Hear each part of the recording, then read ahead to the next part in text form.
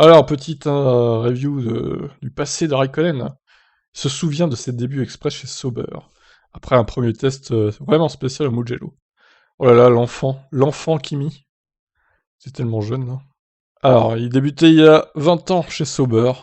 À part un intermède en rallye et en NASCAR, du coup, il a toujours été une des figures de proue de la discipline.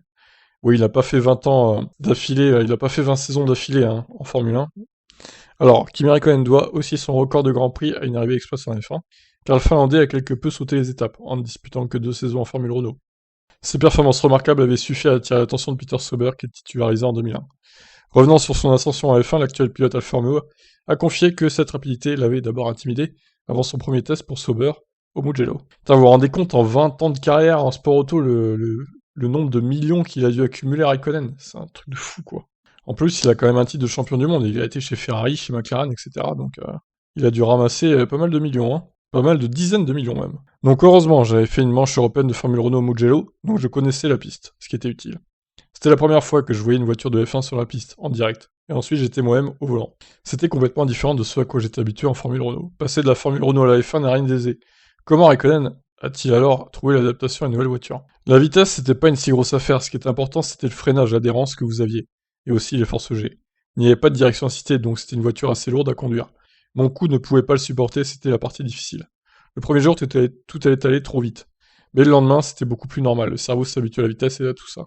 C'est un nouveau format, il fallait s'habituer au départ, toutes sortes de choses, nouvelles pistes, nouveaux pays et tout. Mais je me suis jamais trop inquiété, je prends juste mon sac à dos et j'y vais. Et je vois de ce qui en ressort. C'est ce que je fais habituellement, je m'inquiète pas, car c'est peu utile de s'inquiéter. Une telle rapidité dans la carrière de Raikkonen posait un problème à Peter Sauber. Le Finlandais n'avait pas officiellement de super licence, ce qui a beaucoup fait parler dans le paddock. Kimi Raikkonen était-il vraiment prêt pour la F1? Le paddock bruissait de bruit négatif à l'époque, ce qui ne faisait pas trembler Kimi. Ouais, il tremble pour rien au monde, Kimi, de toute façon. Les critiques, ça, il les boit, quoi. Je ne lis pas tant ce genre d'histoire que ça. Je m'en fiche, pour être honnête, je m'en fichais à l'époque, je m'en fiche maintenant. Ça, on est certain hein, qu'il s'en fiche. Je suis sûr qu'il y a beaucoup d'histoires selon lesquelles certaines personnes ne voulaient pas que j'ai la super licence, d'autres disaient que je ne l'avais que pour un nombre X de courses. Je ne connais pas la véritable histoire, mais je l'ai eu pour toute la saison. Pouvez-vous la donner seulement pour certaines courses? Je n'ai aucune idée. Mais moi je l'ai eu, même si c'était pour les 2 ou 3 premières courses, je l'ai toujours, donc ça a bien marché.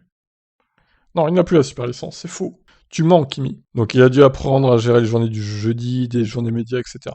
Évidemment, les médias étaient complètement différents de ceux de la Formule Renault. Il y avait un gars qui vous demandait quelque chose, puis au revoir, donc c'était beaucoup plus agréable. Je n'en suis pas un grand fan, mais ça a toujours été là et ça en fera toujours partie. C'était tout nouveau. Mais je n'ai pas stressé, vous savez, je l'ai fait, ça a marché. Les débuts de Kimi Raikkonen en F1 furent une telle réussite qu'il attira vite l'attention des écuries de pointe, et d'abord de McLaren. C'est sûr que, sans les bons résultats, la signature avec McLaren n'aurait pas eu lieu. Peut-être que Ferrari m'aurait signé. À un moment donné, il y a eu des discussions. Pour être l'équipier de Schumacher. Ah ouais, ça aurait été marrant. Kimi Raikkonen, après ses 20 ans de carrière, n'a eu aucun regret au final. Le champion du monde 2007 estime qu'il n'aurait pu changer structurellement le cours de sa carrière. Honnêtement, je ne changerai rien. Si j'aurais pu améliorer certains résultats, c'est comme ça que ça marche. Parfois, il aurait été préférable d'être un peu plus chanceux ou de ne pas avoir de défaillance, ou de moins faire d'erreurs ici et là. Mais c'est comme ça parfois. Si vous le faites assez longtemps, vous pouvez tout intégrer, des choses bonnes, mauvaises, bizarres. Je suis vraiment heureux de ma vie maintenant. Eh ben, ouais, bah, en tout cas, des débuts fulgurants hein, en Formule 1 pour Kimi. Et du coup, bah, il est encore là, hein, 343 Grands Prix, incroyable. Alors, est-ce qu'il sera là encore l'année prochaine, par contre? Il y a de plus en plus de doutes là-dessus. Mais c'est pas dit non plus qu'il raccroche son casque pour 2022. Bon, par contre, a priori, s'il est encore là l'année prochaine, 2023, il sera plus là, hein, ça faut peut-être se calmer quand même.